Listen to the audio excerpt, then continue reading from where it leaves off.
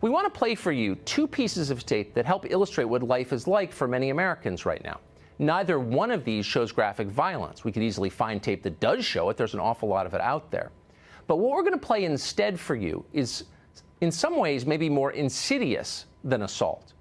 What you'll hear is neglect, and neglect is itself a form of violence. The first tape is from a small town, Fredericksburg, Virginia. It's a 911 call recorded earlier this month. A woman called Tara Durant took her young daughter on errands downtown. As the two tried to drive home, a mob surrounded their vehicle and blocked it from moving. Several people jumped on Durant's car and screamed obscenities at her child. Terrified, Tara Durant called 911.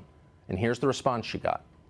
They're on my car, right? They're on my car right now. But we would suggest you slowly drive through the area. Don't hit anyone with your vehicle. I cannot get out of here, okay? You have to be patient, but I'll let the officers know, okay?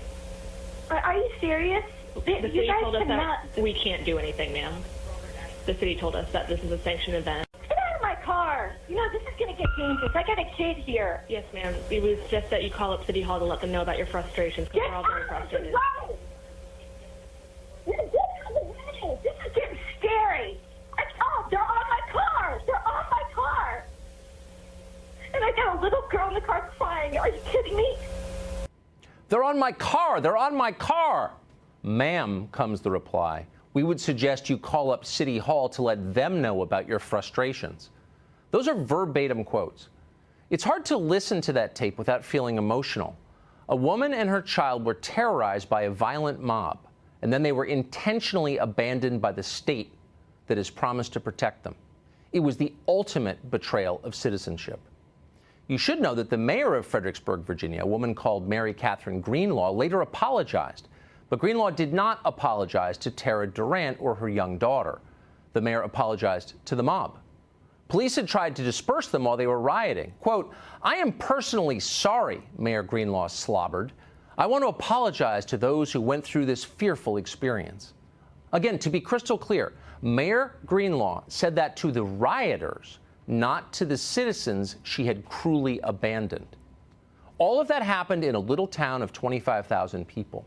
It's happening in so many American towns right now. Here's what's happening in our cities. This is recent video from New York. You'll be forgiven if you don't recognize it. It looks like a foreign country. As you watch, notice how the police respond.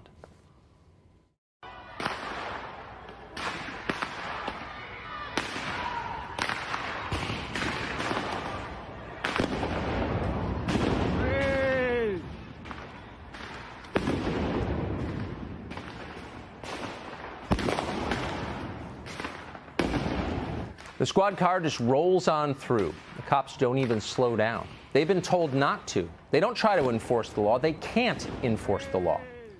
Keep in mind, decent people live in that neighborhood. Decent people live in every American neighborhood. How would you feel if you lived there? You'd be very afraid. You'd feel like things were falling apart. More than anything else, you would want someone to restore order. You'd want a leader to take back your neighborhood from armed children, because armed children are far more threatening than even the worst rogue cop, always. But local leaders are not doing that. They are not restoring order. They're ignoring the suffering of their people. So what is the White House doing about this? Well, the president announced 2 days ago that anyone who topples a statue on federal property will face 10 years in prison. That is a welcome start.